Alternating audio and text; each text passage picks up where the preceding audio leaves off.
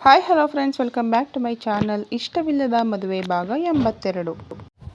S or no, at least ಹೌದೆಂದು ತಲೆಯಾಡಿಸಿದ್ರೆ ಸಾಕು, ಒಂದು ನೆಮ್ಮದಿ ಇರ್ತಿತ್ತು. ಆದರೆ ಥ್ಯಾಂಕ್ ಯು ಅಂತೆ.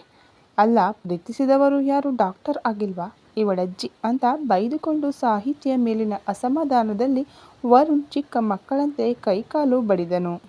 ಯಾಕೋ ಸಾಹಿತ್ಯ ಕಾರಿನಿಂದ ದೂರ ಹೋಗುತ್ತಿದ್ದಂತೆ ಅವನ ಮೈ ಮನಸ್ಸೆಲ್ಲವನ್ನ ಖಾಲಿತನ ಆವರಿಸಿತ್ತು. ಕಣ್ಮುಚ್ಚಿ ಅವಳ ನಗುಮುಖವನ್ನು ನೆನಪಿಸಿಕೊಳ್ಳುತ್ತಿದ್ದರೆ ತಕ್ಷಣ ಯಾರೋ ಕಾರಿನ ಡೋರ್ ಜೋರಾಗಿ ಹಾಕಿದ ಶಬ್ದವಾದಾಗ ಕಣ್ತೆರೆದರೆ ಸಾಹಿತ್ಯ ವಾಪಸ್ಸು ಕಾರಿನೊಳಗಡೆ ಬಂದು ಕುಳಿತು ಏದುಸಿರು ಬಿಡುತ್ತಿದ್ದಳು. ಇದು ಕನಸೋ ಅಥವಾ ನಿಜವೋ ಎಂದು ತಿಳಿಯಲು ಕೈಬೆರಳನ್ನು ಕಚ್ಚಿದವನು ಔಚ್ ಎನ್ನುತ್ತಾ ಪಕ್ಕದಲ್ಲಿ ನೋಡಿದರೆ ತುಸು ಬಗ್ಗಿ ಎದುರು ನೋಡುತ್ತಿದ್ದಳು. ಬಂಗಾರಿ, ಏನಾಯ್ತು? ಯಾರಿದ್ದಾರೆ ಅಲ್ಲಿ ಎಂದು ಅವಳ ನೋಟವನ್ನೇ ಹಿಂಬಾಲಿಸಿ ನೋಡಿದರೆ ಅವನಿಗೆ ಒಂದಷ್ಟು ಸ್ಟೂಡೆಂಟ್ಸ್ ಬಿಟ್ಟು ಬೇರಾರೂ ಕಾಣಲಿಲ್ಲ. ಎದುರುಗಡೆ ದೃಷ್ಟಿ ನೆಟ್ಟು ಕುಳಿತಿರುವವಳಲ್ಲಿ ಪುನಃ ಒಂದೆರಡು ಬಾರಿ ಕೇಳಿ ಅವಳು ಏನು ಪ್ರತಿಕ್ರಿಯಿಸದೇ ಇದ್ದಾಗ ಅವಳ ಭುಜ ಹಿಡಿದು ಅಲ್ಲಾಡಿಸಿದಾಗ ಅವನತ್ತ ನೋಡಿ ಅಲ್ಲಿ ಅರುಣ್ ಅಂತ ತೊದಲುತ್ತಿದ್ದವಳನ್ನು ನೋಡಿ, ಬಂಗಾರಿ ನನ್ನತ್ತ ನೋಡು, ರಿಲ್ಯಾಕ್ಸ್ ಅಂತ ಹೇಳುತ್ತಾ ಅವಳ ಕೈಯಲ್ಲಿ ತನ್ನ ಕೈ ಬೆಸೆದು ಈಗ ಹೇಳು ಎಂದರೆ ಅರುಣ್ ಬಂದಿದ್ದಾನೆ ಎಂದವಳ ಮಾತಿಗೆ ಗಾಬರಿಯಲ್ಲಿ ವಾಟ್, ಅರು ಎಲ್ಲಿ ಅಂತ ಸುತ್ತಲೂ ನೋಡಿದರೆ ತಕ್ಷಣ ಅವನ ಶರ್ಟ್ ಹಿಡಿದು ತನ್ನತ್ತ ಎಳೆದುಕೊಂಡವಳು ಅವನ ತುಟಿಗೆ ತನ್ನ ತುಟಿ ಬೆರೆಸಿದಾಗ ಅವನಿಗಾದ ಆಘಾತಕ್ಕೆ ಪ್ರಜ್ಞೆ ತಪ್ಪೋದೊಂದು ಬಾಕಿ. ಜಡ ವಸ್ತುವಿನಂತೆ ಪೂರ್ತಿಯಾಗಿ ತನ್ನ ಮೇಲೆ ವಾಲಿದವನನ್ನು ನೋಡಿ ಅವನ ಕೈರೆಟ್ಟೆಗೆ ಜೋರಾಗಿ ಚಿವುಟಿದಾಗ ಅಲರ್ಟ್ ಆದವನು ಈ ಬಾರಿ ಅವಳಿಗೆ ಸ್ಪಂದಿಸಿ ಇಬ್ಬರ ನಡುವೆಯೊಂದು ದೀರ್ಘವಾದ ಮುತ್ತಿನ ಕದನ ನಡೆದಿತ್ತು. ನಿಮಿಷಗಳ ಬಳಿಕ ಉಸಿರಾಡಲು ಕಷ್ಟವಾಗಿ ತನ್ನವನಿಂದ ದೂರ ಸರಿದ ಸಾಹಿತ್ಯ ಪಟ್ಟನೆ ಎದುರು ನೋಡಿ ನಿಟ್ಟುಸಿರು ಹೊರಚೆಲ್ಲಿ ಪಕ್ಕಕ್ಕೆ ಕತ್ತು ಹೊರಳಿಸಿದವಳಿಗೆ ತಾನು ಮಾಡಿದ ಅಚಾತುರ್ಯದ ನೆನಪಾಗಿತ್ತು. ನಾಚಿಕೆ, ಅಂಜಿಕೆ ಹಾಗೂ ತುಸು ಭಯದಲ್ಲಿ ಕೈಬೆರಳು ಕಚ್ಚುತ್ತಾ ಚಡಪಡಿಸುತ್ತಿದ್ದವಳು ತಕ್ಷಣ ಕಾರಿನಿಂದ ಇಳಿದು ಹೋಗಬೇಕೆನ್ನುವಾಗ ಅವಳ ಕೈ ವರುಣ್ ಹಿಡಿದಿದ್ದನು. ಅಂಜುತ್ತಲೇ ಅವನತ್ತ ನೋಡಿದರೆ ಖುಷಿಯಲ್ಲಿ ತೇಲಾಡುತ್ತಾ ಸೀಟಿಗೆ ಹೊರಗಿ ಕಣ್ಮುಚ್ಚಿದನು. ಈಗಷ್ಟೇ ಸಿಕ್ಕ ಸಿಹಿಯ ಜೊತೆಗೆ ಅವಳಿಗೆ ತನ್ನ ಮೇಲೆ ಪ್ರೀತಿ ಇದೆ ಎನ್ನುವುದರ ಅರಿವಾದ ಮೇಲೆ ಅವನ ಮನಸ್ಸಿನ ಭಾರ ಕಡಿಮೆಯಾಗಿತ್ತು. ಕೈ ಬೆಳೆ ಸದ್ದಿಗೆ ಕಣ್ತೆರೆದು ಎಲ್ಲಿಗೆ ಓಡಿ ಹೋಗ್ತಿದ್ದೀಯಾ, ಅರುಣ್ ಪುನಃ ಬಂದರೆ ಎಂದ ಕೂಡಲೇ ಗಡಿಬಿಡಿಯಲ್ಲಿ ಕಾರಿನ ಡೋರ್ ಹಾಕಿದವಳನ್ನು ನೋಡಿ ನಗು ಬಂದಿತ್ತವನಿಗೆ. ಮುಂದಿನ ಒಂದೆರಡು ನಿಮಿಷ ಒಮ್ಮೆ ಹಣೆ ಒರೆಸಿಕೊಂಡರೆ ಇನ್ನೊಮ್ಮೆ ಕೈಬೆರಳು ಕಚ್ಚುತ್ತಾ ಮಗದೊಮ್ಮೆ ತನ್ನ ಕೈಯಲ್ಲಿರುವ ಅವಳ ಕೈ ಬಿಡಿಸಿಕೊಳ್ಳಲು ಪ್ರಯತ್ನಿಸುತ್ತಿದ್ದವಳನ್ನು ನೋಡಿ ಬೇಸತ್ತು ಅವಳ ಕೈಬಿಟ್ಟು ಆರ್ ಯು ಓಕೆ ಬಂಗಾರಿ ಅಂತ ಅವಳ ಕೈ ಬಿಟ್ಟಾಗ ಹೌದೆಂದು ತಲೆಯಾಡಿಸಿದಳೇ ಹೊರತು ಮಾತಿಲ್ಲ. ಈಗಷ್ಟೇ ತಾನು ಅವನೊಂದಿಗೆ ವರ್ತಿಸಿದ ರೀತಿಗೆ ಮುಜುಗರದ ಮುದ್ದೆಯಾಗಿದ್ದರೆ ಇಲ್ಲಿಯವರೆಗೆ ಅವಳೆಲ್ಲ ಭಾವನೆಗಳನ್ನು ನಿಯಂತ್ರಿಸಿಕೊಂಡವಳ ಇಂತಹ ನಡೆಗೆ ಕಾರಣ ತಿಳಿಯಬೇಕು ಎಂದುಕೊಂಡವನು ಬಂಗಾರಿ, ಅರುಣ್ ಬಂದಿದ್ದಾನೆ ಅಂದೆ, ಅವನನ್ನು ಭೇಟಿಯಾದೆಯಾ ಎಂದವನ ಮಾತು ಕೇಳಿ ಕ್ಷಣದಲ್ಲಿ ಕೋಪಗೊಂಡವಳು ಅವನತ್ತ ಚೂಪು ನೋಟ ಬೀರಿ ನನ್ನ ಮಾವನ ಮಗ ನೋಡು ಭೇಟಿಯಾಗೋಕೆ ಅನ್ನುತ್ತಾ ಅವನ ಕಣ್ಣಿಗೆ ಬೀಳಬಾರದೆಂದೇ ನಾನು ವಾಪಸ್ಸು ಕಾರಿನೊಳಗಡೆ ಬಂದು ಕೂತಿರೋದು ಅಂದ. ಅವಳ ಮಾತಿಗೆ ಆಶ್ಚರ್ಯದಲ್ಲಿ ಅಂದ್ರೆ ಅವನು ಕ್ಯಾಂಪಸ್ ಒಳಗಡೆ ಯಾಕೆ ಎಂದನು. ನಾನು ಇನ್ನೇನು ಗೇಟ್ ಒಳಗಡೆ ಹೋಗಬೇಕು ಅನ್ನೋವಾಗ ಎದುರುಗಡೆ ನನ್ನ ಫ್ರೆಂಡ್ಸ್ ಜೊತೆಗೆ ಮಾತಾಡ್ತಾ ನನಗಾಗಿ ಸುತ್ತಲೂ ನೋಡ್ತಿದ್ದ, ಅದಕ್ಕೆ ವಾಪಸ್ಸು ಬಂದೆ ಎಂದಾಗ ಅವನು ಗೊಂದಲದಲ್ಲೇ ಅಲ್ಲ ಬಂಗಾರಿ, ಅವನು ನಿನ್ನ ಫ್ರೆಂಡ್ಸ್ ಜೊತೆಗಿದ್ದರೆ ನೀನ್ಯಾಕೆ ಹೆದರಿ ಓಡಿ ಬಂದೆ, ಅವನಲ್ಲಿಗೆ ಹೋಗಿ ಮಾತನಾಡಬೇಕಾಗಿತ್ತು ಎಂದ. ಅವನ ಮಾತು ಸರಿ ಎನಿಸಿದರೂ ಅವಳ ಮನಸ್ಸು ಅರುಣ್ಣನ್ನು ಭೇಟಿಯಾಗಲು ಸಿದ್ಧವಿರಲಿಲ್ಲ. ಆ ಭಾವ ತನ್ನನ್ನೇ ದಿಟ್ಟಿಸುತ್ತಿರುವವನಿಗೆ ತೋರ್ಪಡಿಸದೆ ಕ್ಷಣದಲ್ಲೇ ಕೋಪದ ಮುಖವಾಡ ಹೊತ್ತು ಹೌದಾ, ಏನಂತ ಮಾತಾಡಬೇಕಾಗಿತ್ತು? ಹಾಯ್ ಅರುಣ್, ನಾನೇನೋ ಬಾಯಿ ಮಾತಿಗೆ ನೀವು ನನ್ನ ಮದುವೆ ಆಗ್ತೀನಿ ಅಂದಿದ್ದು ಅಂದ್ಕೊಂಡೆ. ಅಲ್ಲ, ನಾನಂದ್ರೆ ಇಷ್ಟ ಅಂತ ಹೇಳಿದ್ರಿ, ಆದರೆ ಒಮ್ಮೆಯೂ ಕಣ್ಣೆದುರು ಬಂದಿಲ್ಲ ನೀವು, ಈಗಲಾದರೂ ಬಂದ್ರಲ್ಲ ಬನ್ನಿ ಅಂತ ಅವಳು ಮುಂದೇನೋ ಹೇಳುವ ಮೊದಲೇ ಅವಳೆದುರು ಎರಡು ಕೈಯನ್ನ ಜೋರಾಗಿ ಜೋಡಿಸಿ ಕೈಮುಗಿದು ಅಮ್ಮ ತಾಯಿ ನಿನಗೊಂದು ದೊಡ್ಡ ನಮಸ್ಕಾರ, ನಾನೇನೋ ಮಾತಿಗೆ ಹೇಳಿದ್ದು ಬಂಗಾರಿ, ಅರುಣ್ ನಿನಗೇನೋ ಅಪರಿಚಿತನಲ್ಲ ನಿಮ್ಮ ಮನೆಗೆ ಫ್ಯಾಮಿಲಿ ಜೊತೆಗೆ ಮದುವೆ ಪ್ರಪೋಸಲ್ ಇಟ್ಕೊಂಡು ಬಂದಿದ್ದ ಅಲ್ವಾ, ಅದಕ್ಕೆ ಹೇಳಿದೆ ಅಂದಾಗ ಅವತ್ತು ನಾನು ನನ್ನ ಡಿಸಿಷನ್ ಹೇಳಿದ್ದು ನೆನಪಿಲ್ವಾ ನಿನಗೆ? ಎಲ್ಲಿ ನೆನಪಿರುತ್ತೆ ಬಿಡು, ಆ ಸಮಯದಲ್ಲಿ ತಮ್ಮ ಅಳುವ ಪ್ರೋಗ್ರಾಂ ನಡೆಯುತ್ತಿತ್ತು ಅಲ್ವಾ ಅಂದಳು. ಅದಕ್ಕೆ ಈಗ ನನ್ನ ಬುಡಕ್ಕೆ ಯಾಕೆ ಬಂದಿದ್ದು? ಈ ವಿಷಯ ಬಿಡು. ನಾನು ಬೆಳಿಗ್ಗೆಯಿಂದ ನಿನ್ನ ಮೇಲಿನ ಪ್ರೀತಿಯನ್ನು ಹೇಗೆಲ್ಲ ನಿನ್ನಲ್ಲಿ ಕ್ಯಾರೆ ಎನ್ನದವಳು ಕಾರಿನೊಳಗಡೆ ನುಗ್ಗಿ ಸ್ವೀಟ್ ಕೊಟ್ಟಿದ್ದು ಯಾಕೆ ಅಂತ ತನ್ನ ತುಟಿಗಳತ್ತಲೇ ದಿಟ್ಟಿಸುತ್ತಾ ಕೇಳಿದವನ ವರಸೆಗೆ ತಬ್ಬಿಬ್ಬಾಗಿ ಹೊರಗಡೆ ನೋಡುತ್ತಾ ಕುಳಿತರೆ ಅವಳನ್ನು ನೋಡಿ ನಕ್ಕು, I love that sweet and I love you more ಬಂಗಾರ. ನೀನು ಕಾರಿನಿಂದ ಇಳಿದು ಹೋದ್ಮೇಲೆ ತುಂಬ ಬೇಸರ ಆಗಿತ್ತು. ಆದರೆ ನೀನು ಕಾರಿನೊಳಗಡೆ ಬಂದು ಅನ್ನುವಾಗ ಶಟಪ್ ವರುಣ್, ಹೇಳಿದ್ದನ್ನೇ ಅದೆಷ್ಟು ಸಲ ಹೇಳ್ತೀಯಾ? ಅರುಣ್ ಗೇಟ್ ಹೊರಗಡೆ ಬಂದು ನಮ್ಮ ಕಾರಿನತ್ತಲೇ ನೋಡುತ್ತಿದ್ದ. ಐ ಥಿಂಕ್ ನಾನು ಕಾರೇರಿದ್ದನ್ನು ಅವನು ನೋಡಿದಾನೋ ಏನೋ. ಈ ಕಾರಿನ ಬಳಿ ಹೆಜ್ಜೆ ಹಾಕುತ್ತಾ ಹಿಣುಕಿ ನೋಡಿದಾಗ ಏನು ಮಾಡಬೇಕು ಅಂತ ತಿಳಿಲಿಲ್ಲ, ಅದಕ್ಕೆ ಅಂತ ತಲೆ ತಗ್ಗಿಸಿ ಹೇಳಿದರೆ ಅವಳತ್ತ ಬಾಗಿ ಕೆನ್ನೆಗೆ ಮುತ್ತಿಟ್ಟು ಥ್ಯಾಂಕ್ ಯು ಬಂಗಾರ, ಐ ಲವ್ ಯು ಎಂದವನ ಬಿಸಿಯುಸಿರು ಕೆನ್ನೆಗೆ ಸೋಕಿದಾಗ ನವಿರಾಗಿ ಕಂಪಿಸಿ ಕಣ್ಮುಚ್ಚಿದಳು. ಅವಳನ್ನು ನೋಡಿ ನಸುನಗುತ್ತಾ ಹಿಂದೆ ಸರಿದರೆ ಬಾಯ್ ಎಂದು ಕಾರಿನಿಂದ ಇಳಿದು ಹೋದವಳನ್ನೇ ದಿಟ್ಟಿಸುತ್ತಾ ಕುಳಿತವನಿಗೆ ಫೋನ್ ಕರೆ ಎಚ್ಚರಿಸಿತ್ತು. ಮೊಬೈಲತ್ತ ನೋಡಿದರೆ ಅರುಣ್ ಎನ್ನುವ ಹೆಸರನ್ನ ನೋಡಿದವನ ಎದೆ ಬಡಿತ ಹೆಚ್ಚಿ ಕರೆ ಸ್ವೀಕರಿಸಿದಾಗ, ಹಲೋ ವರು, ಮೈಸೂರಲ್ಲಿದ್ದೀಯಾ ಎಂದು ಕೇಳಿದಾಗ ಕಾರಿನಿಂದ ಇಳಿದ ವರುಣ್ ತಾನು ಬಂದ ವಿಷಯ ಹೇಳುತ್ತಾ ಸುತ್ತಲೂ ನೋಡಿದನು. ನಾನು ಕೂಡ ಅದೇ ಕಾಲೇಜಿಗೆ ಬಂದಿದ್ದೆ ಕಣೋ, ನನ್ನ ಹುಡುಗಿಯನ್ನು ನೋಡಲು ಎಂದವನ ಮಾತು ಕೇಳಿ ಕೈ ಮುಷ್ಟಿ ಕಟ್ಟಿದವನು ಕೋಪ ನಿಯಂತ್ರಿಸಿಕೊಂಡು, ಸಾಹಿತ್ಯಾಳ ನಿರ್ಧಾರ ನಿನಗೆ ನೆನಪು ಹೋಗಿದೆಯಾ ಹೆಂಗೆ ಎಂದು ಗಂಭೀರವಾಗಿ ಕೇಳಿದಾಗ, ನೆನಪಿದೆ ಕಣೋ, ಇಲ್ಲೊಂದು ಮೀಟಿಂಗ್ ಇತ್ತು, ಹಾಗೆ ಪಾಸ್ ಆಗೋವಾಗ ಕಾಲೇಜು ನೋಡಿದೆ, ಅವಳ ನೆನಪಾಗಿ ದೂರದಿಂದಲೇ ನೋಡ್ಕೊಂಡು ಹೋಗೋಣ ಅಂತ ಬಂದಿದ್ದು, ಬಟ್ ಅವಳು ಸಿಗಲಿಲ್ಲ. ಹೊರಗಡೆ ಬಂದಾಗ ನಿನ್ನ ಕಾರು ನೋಡಿದೆ, ಇನ್ನೇನು ಕಾರಿನ ಬಳಿ ಬರಬೇಕು ಅನ್ನೋವಾಗ ಕ್ಲೈಂಟ್ ಕಾಲ್ ಮಾಡಿದ್ರು, ಓಕೆ ಈ ವೀಕೆಂಡ್ ಸಿಗೋಣ ಎಂದ ಅರುಣ್ ಕರೆ ತುಂಡರಿಸಿದರೆ, ಥ್ಯಾಂಕ್ ಗಾಡ್, ಒಂದು ವೇಳೆ ಅವನು ಕಾರ್ ಪಕ್ಕ ಬಂದಿದ್ದರೆ ಎಂದು ಯೋಚಿಸಿದವನ ಗುಂಡಿಗೆ ಜೋರಾಗಿ ಹೊಡೆದುಕೊಂಡ ಮರುಕ್ಷಣ ತನ್ನ ಪ್ರೀತಿಯ ನೆನಪಾಗಿ ನನ್ನ ಮತ್ತು ಸಾಹಿತ್ಯ ಬಗ್ಗೆ ಆಗಲೇ ಅವನಿಗೆ ಗೊತ್ತಾಗ್ತಿತ್ತು ಅಷ್ಟೇ. ಇದಕ್ಕೆಲ್ಲ ಹೆದರುತ್ತಾ ಕುಳಿತರೆ ನಾಳೆ ನನ್ನ ಬಂಗಾರಿ ಪೋಸ್ಟಿಂಗ್ ಆದಮೇಲೆ ನಾನು ನಮ್ಮ ಪ್ರೀತಿಯನ್ನು ಎಲ್ಲರೆದುರು ಹೇಳಿದ ಹಾಗೆ.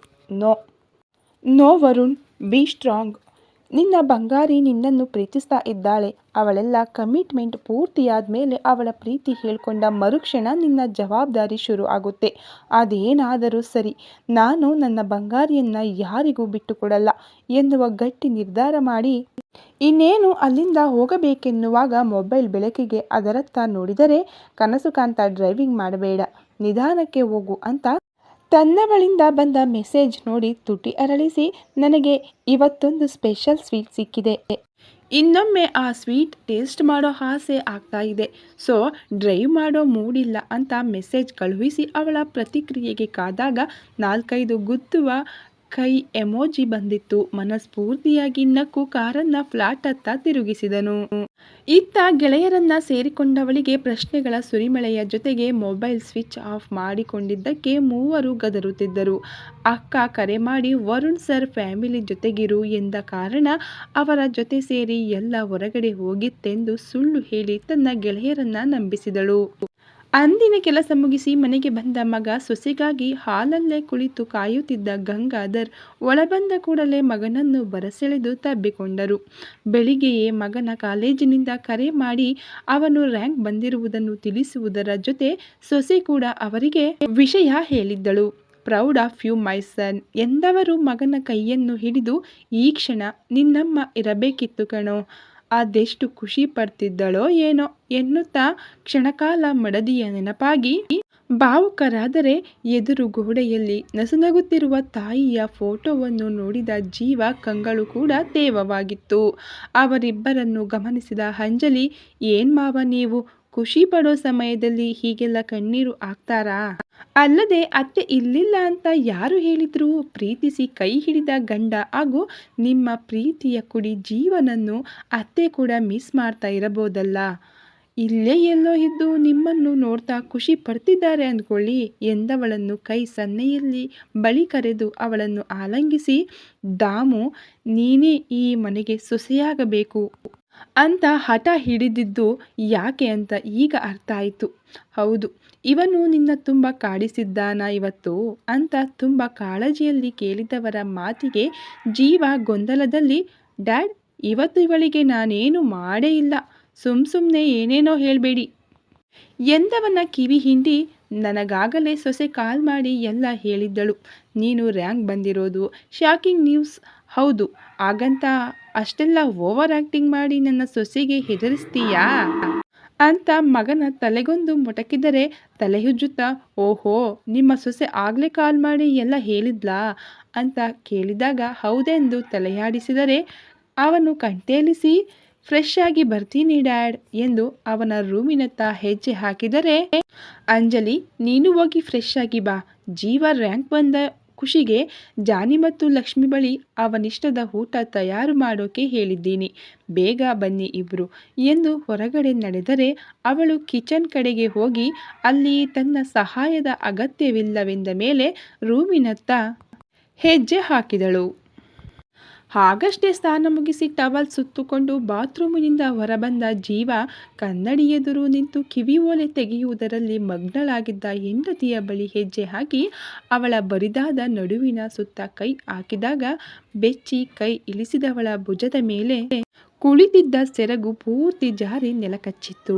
ಕನ್ನಡಿಯಲ್ಲಿ ಕಾಣುವ ಪ್ರತಿಬಿಂಬದಲ್ಲಿ ತನ್ನವಳ ದೇಹ ಸಿರಿಯನ್ನು ಕಣ್ತುಂಬಿಸಿಕೊಂಡವನು ತಕ್ಷಣ ಕಣ್ಮುಚ್ಚಿ ನಿಂತವಳ ಮುಖ ನೋಡಿ ನಡುವಿನಿಂದ ಒಂದು ಕೈ ಸರಿಸಿ ಜಾರಿದ ಸೆರಗನ್ನು ಭುಜದ ಮೇಲಿರಿಸಿ ಅವಳ ಕಿವಿಯ ಬಳಿ ಬಾಗಿ, ವೈಫಿ, ಡೈಲಿ ಮನೆಗೆ ಬಂದು ಹೀಗೆಯೇ ಕಿವಿಯೋಲೆ ತೆಗಿತಾ ಇದ್ಯಾ ಎಂದು ಕೇಳಿದ ಕೂಡಲೇ ಕಿವಿಯ ಬಳಿ ರಾಚಿದ ಅವನ ಬಿಸಿ ಉಸಿರಿಗೆ ಕಣ್ಬಿಟ್ಟು ಕನ್ನಡಿಯಲ್ಲಿ ತನ್ನ ಮೇಲಿರುವ ಸೆರಗು ನೋಡಿದವಳ ತುಟಿಯಂಚಲ್ಲಿ ಅಂದವಾದ ನಗುವಿತ್ತು.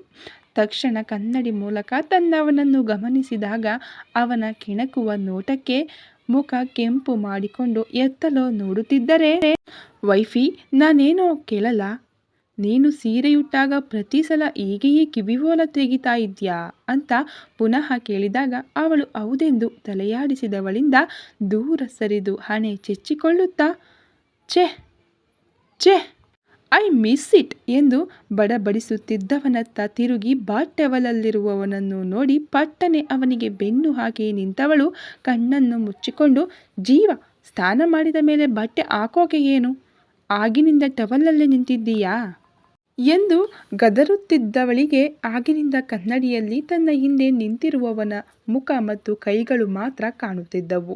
ಸೀದಾ ಅವಳೆದುರು ಬಂದು ನಿಂತು, ನೀನು ಬೈಯೋಕೆ ಶುರು ಮಾಡಿದಾಗಲೇ ಬಟ್ಟೆ ಹಾಕೊಂಡೆ ವೈಫಿ, ನೋಡು ಬೇಕಾದ್ರೆ ಎಂದಾಗ ಕಣ್ಣಿಂದ ಕೈ ಸರಿಸಿದವಳು ಇನ್ನು ಹಾಗೆಯೇ ಇರುವವನನ್ನು ನೋಡಿ ಪಟ್ಟನೆ ತಿರುಗಿ ಕಣ್ಮುಚ್ಚಿಕೊಂಡು, ಜೀವ, ಛೀ, ಹೋಗು ಬಟ್ಟೆ ಹಾಕೋ ಅಂತ ಸಿಡುಕಿದ ಅಂಜಲಿಯನ್ನ ನೋಡಿ ನಗು ಬಂದಿತ್ತವನಿಗೆ. ಅವಳನ್ನು ಇನ್ನಷ್ಟು ಕಾಡಿಸಬೇಕೆಂದು ಬರಿದಾದ ಭುಜದ ಮೇಲೆ ತುಟಿಯೂರಿದಾಗ ಬೆದರುಗೊಂಬೆಯಂತೆ ನಿಂತವಳ ಗುಂಡಿಗೆ ಜೋರಾಗಿ ಬಡಿದುಕೊಳ್ಳುತ್ತಿದ್ದರೆ ಕೈಯಲ್ಲಿ ನಲಗುತ್ತಿದ್ದ ಸೆರಗು ಪಿನ್ ಹಾಕಿರದ ಕಾರಣ ಮತ್ತೊಮ್ಮೆ ಜಾರಿ ಅವಳಂದದ ಪ್ರದರ್ಶನ ಅವನಿಗೆ ಮಾಡಿತ್ತು. ಇಷ್ಟು ದಿನದ ಅವಳ ಸನಿಹದಿಂದ ಇಬ್ಬರ ನಡುವೆ ಸ್ನೇಹಕ್ಕೂ ಮೀರಿದ ಬಂಧವಿದೆ ಎಂದು ಜೀವ ಎಂದು ಅರಿತಿದ್ದರೂ ತಾನಾಗಿ ಅವಳ ಬಳಿ ಸಲುಕಿಯಿಂದ ವರ್ತಿಸಿರಲಿಲ್ಲ. ಅಲ್ಲದೆ ಅವರ ಭೇಟಿಯ ಮೊದಲ ದಿನಗಳಲ್ಲಿ ಅವಳನ್ನು ತುಂಬ ನೋಯಿಸಿದ್ದರಿಂದ ಪುನಃ ತನ್ನ ದುಡುಕು ನಿರ್ಧಾರದಿಂದ ಅವಳ ಮನಸ್ಸನ್ನು ನೋಯಿಸಲು ಇಷ್ಟವಿಲ್ಲದೆ ಗೆಳೆಯನ ಹಾಗೆಯೇ ಇದ್ದನು. ಆದರೆ ಮೊನ್ನೆ ಸ್ವಿಮ್ಮಿಂಗ್ ಪೂಲ್ ಘಟನೆಯ ಬಳಿಕ ಅದೇಕೋ ಅವಳ ಸನಿಹ ಅವನಲ್ಲಿ ಮಧುರವಾದ ಸೆಳೆತವನ್ನು ಹುಟ್ಟು ಹಾಕಿತ್ತಲ್ಲದೆ ಈಗಷ್ಟೇ ಅವಳ ದೇಹ ಸಿರಿ ಅವನ ಗಂಡಸುತನವನ್ನು ಕೆಣಕಿ ಅವನ ಸಂಯಮ ನೆಲಕಚ್ಚಿತ್ತು.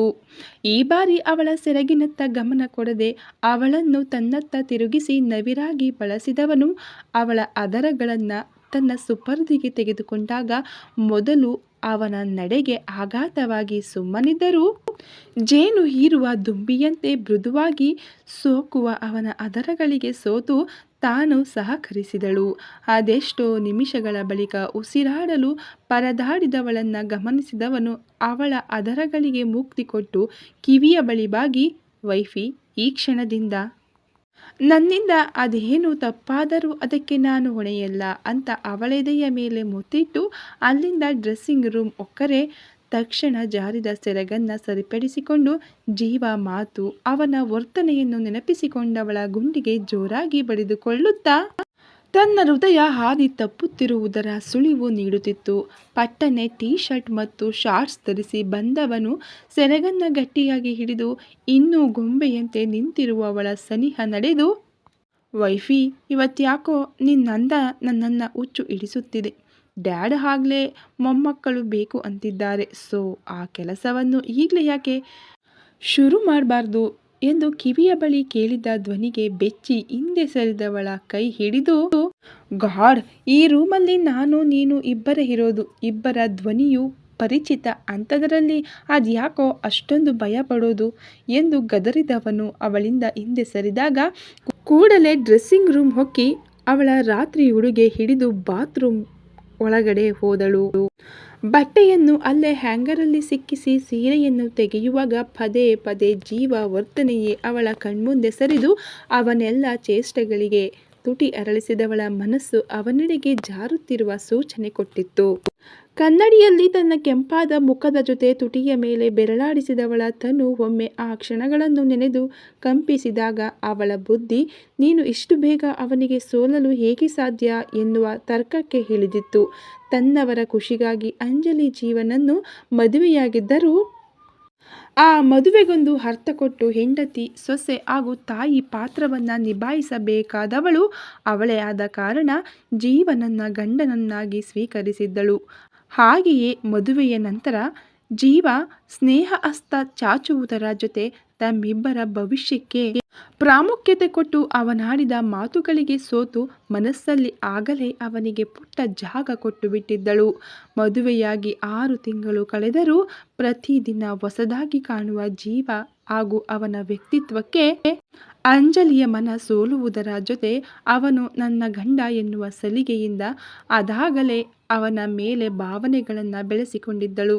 ಹೆಸರಿಗೆ ಮಾತ್ರ ಗೆಳೆಯರಾಗಿ ಒಬ್ಬರನ್ನೊಬ್ಬರು ಅರ್ಥೈಸಿಕೊಳ್ಳಬೇಕೆಂದು ಇಬ್ಬರು ತಮ್ಮ ಸಂಬಂಧದಲ್ಲಿ ಮುಂದುವರೆಯಲು ಕುಂಟು ನೆಪ ಹುಡುಕುತ್ತಿದ್ದರು ಬಿಟ್ಟರೆ ಆಗಲೇ ಅವರಿಗೆ ತಿಳಿಯದೆ ಇಬ್ಬರಲ್ಲೂ ಭಾವನೆಗಳ ರವಾನೆಯಾಗುತ್ತಿತ್ತು. ಒಂದಷ್ಟು ದಿನಗಳಿಂದ ಅಂಜಲಿಯನ್ನು ಗಮನಿಸುತ್ತಿದ್ದ ಜೀವ ಆದಷ್ಟು ಬೇಗ ತಮ್ಮಿಬ್ಬರ ಸಂಸಾರ ಶುರು ಮಾಡಬೇಕೆಂದು ನಿರ್ಧಾರ ಮಾಡಿ ಅದನ್ನು ಅವಳಲ್ಲಿ ಹೇಳಲು ಪರದಾಡುತ್ತಿದ್ದನು. ಆದರೆ ಕೆಲವೊಂದು ಸಂದರ್ಭ ಅವನ ನಿರ್ಧಾರಕ್ಕೆ ಪೂರಕವಾಗಿ ಸೃಷ್ಟಿಯಾದಾಗ ಆದಷ್ಟು ತನ್ನೆಲ್ಲ ಭಾವನೆಗಳನ್ನು ಅವಳಿಗೆ ಅರ್ಥೈಸಲು ಪ್ರಯತ್ನಿಸುತ್ತಿದ್ದನು. ಹೆಂಡತಿಯ ವರ್ತನೆಯನ್ನು ನೆನಪಿಸಿಕೊಂಡು ನಗುತ್ತಾ ಮೊಬೈಲ್ ಕೈಯಲ್ಲಿ ಹಿಡಿದವನಿಗೆ ರ್ಯಾಂಕ್ ಬಂದ ಕಾರಣ ಎಲ್ಲರಿಂದಲೂ ಶುಭಾಶಯದ ಮಹಾಪೂರವೇ ಹರಿದು ಬಂದಿತ್ತು. ಎಲ್ಲರಿಗೂ ರಿಪ್ಲೈ ಕೊಡುತ್ತಿದ್ದವನು ಬಾತ್ರೂಮ್ ಬಾಗಿಲ ಸದ್ದಿಗೆ ತಲೆ ಎತ್ತಿ ನೋಡಿದಾಗ ಕೂದಲು ಒರೆಸುತ್ತಾ ಹೊರಬಂದವಳು ಕೂಡ ಅವನತ್ತ ಕಣ್ಣು ಹಾಯಿಸಿದರೆ ಕಸ್ತೊಡೆದು ನಕ್ಕವನ ರೀತಿಗೆ ಒದ್ದೆ ಟವಲನ್ನು ಅವನತ್ತ ಎಸೆದು ಐ ಹೇಟ್ ಯು, ಅದೆಷ್ಟು ಕಾಡಿಸ್ತೀಯ ನನ್ನ ಅನ್ನುತ್ತಾ ಮುಖ ಊದಿಸಿಕೊಂಡು ಹೇಳಿದವಳು ತುಂಬ ಮುದ್ದಾಗಿ ಕಂಡಿದ್ದಳವನಿಗೆ. ಒದ್ದೆಯಾದ ಟವಲ್ ಕೈಯಲ್ಲಿ ಹಿಡಿದು ಮೊಬೈಲ್ ಅಲ್ಲೇ ಎಸೆದು ಅವಳತ್ತ ನಡೆದವನನ್ನು ಸೋಕಿದ ಅವಳ ಸೋಪು ಹಾಗೂ ಶಾಂಪುವಿನ ಘಮಕ್ಕೆ ಒಮ್ಮೆ ಕಣ್ತೇಲಿಸಿ ಕೂದಲಿನಿಂದ ತೊಟ್ಟುಕ್ಕಿತ್ತಿರುವ ನೀರನ್ನು ಗಮನಿಸಿ ಅವಳ ಹಿಂದೆ ಹೋಗಿ ಕೂದಲನ್ನು ಒರೆಸಲು ಶುರು ಮಾಡಿದನು. ಅವನತ್ತ ತಿರುಗಿ ಜೀವ ಇಟ್ಸ್ ಓಕೆ, ನಾನು ಒರೆಸ್ಕೋತೀನಿ ಎಂದರೂ ಕೇಳದೆ ಅವನ ಕೆಲಸ ಮುಂದುವರಿಸುತ್ತಾ, ವೈಫಿ, ಬೆಳಿಗ್ಗೆ ಹೋಗುವಾಗ ಯೂನಿಫಾರ್ಮ್ ಹಾಕಿದ್ದೆ ತಾನೆ, ಸಡನ್ನಾಗಿ ಸೀರೆಯಲ್ಲಿ ಹೇಗೆ ಅಂದ. ತನ್ನ ಕೆಲಸದ ಜೊತೆ ಇವತ್ತಿನ ದಿನ ಬರುತ್ತಿರುವ ಶುಭಾಶಯದ ಕರೆಗಳಿಗೆ ಉತ್ತರಿಸುವ ಭರದಲ್ಲಿ ಹೆಂಡತಿಯನ್ನು ಗಮನಿಸುವುದೇ ಮರೆತಿದ್ದನು. ಡ್ರೆಸ್ಸಿಂಗ್ ರೂಮ್ ಒಕ್ಕವನಿಗೆ ತಕ್ಷಣ ಈ ವಿಷಯ ನೆನಪಾಗಿತ್ತು. ಅಯ್ಯೋ, ಅದೊಂದು ದೊಡ್ಡ ಸ್ಟೋರಿ. ನಮ್ಮ ಕಿಚನ್ನಲ್ಲಿ ಇದ್ದಾಳಲ್ಲ ಅತಿಲೋಕ ಸುಂದ್ರಿ, ನಿನ್ನ ಟಾಪ್ ಫ್ಯಾನ್ ಆಯೇಷಾ, ಅವಳಿಂದಾನೇ ಆಗಿದ್ದು. ಅವಳ ಫೇವ್ರೇಟ್ ಹೀರೋ ಹಾಗೂ ಅವರ 4 ಜನ ಫ್ರೆಂಡ್ಸ್ ನಿನ್ನೆ ಗಿರಿಧಾಮಕ್ಕೆ ಬಂದಿದ್ರು. ಬಟ್ ಆಯೇಷಾ ಜೊತೆ ಕೆಲವರಿಗೆ ಅವ್ರು ಬಂದಿರೋ ವಿಷಯ ಇವತ್ತು ಗೊತ್ತಾಗಿದ್ದು. ಆಮೇಲೆ ಕೇಳಬೇಕಾ? ಬೆಳಿಗ್ಗೆಯಿಂದ ಅವಳ ಹೀರೋವಿಲ್ಲದ ರೂಮ್ ಬಾಯ್ ಆಗಿದ್ದಾಳೆ.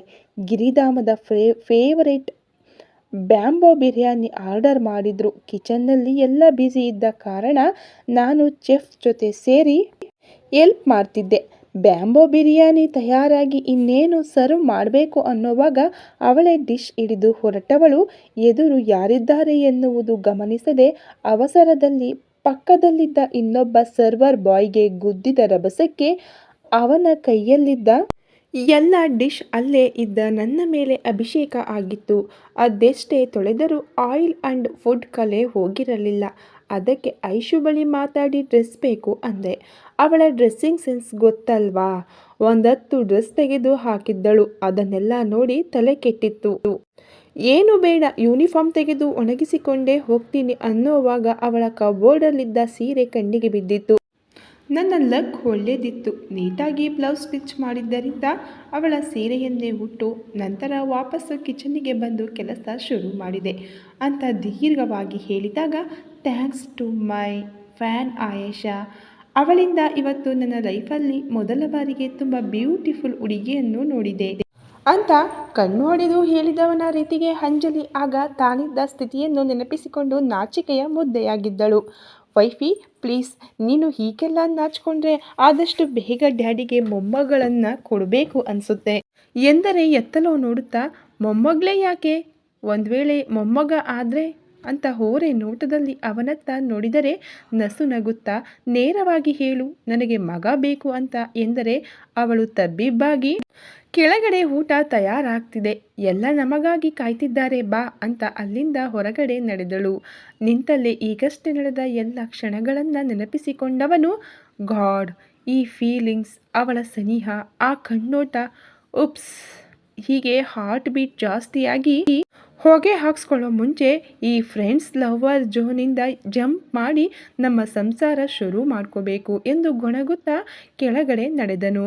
ಜೀವ ಅವನಿಷ್ಟದ ಎಲ್ಲ ಖಾದ್ಯವನ್ನು ಚಪ್ಪರಿಸಿ ತಿನ್ನುತ್ತಿದ್ದರೆ, ಲೋ ತಮ್ಮಯ್ಯ, ಇನ್ಮೇಲೆ ರಾತ್ರಿ ಹೊತ್ತು ಊಟ ಮಾಡೋದು ಸ್ವಲ್ಪ ಕಡಿಮೆ ಮಾಡು ಎಂದ ಲಕ್ಷ್ಮಿಯ ಮಾತಿಗೆ ಯಾಕೆ ಎನ್ನುವಂತೆ ಎಲ್ಲ ಅವಳನ್ನೇ ನೋಡಿದರು.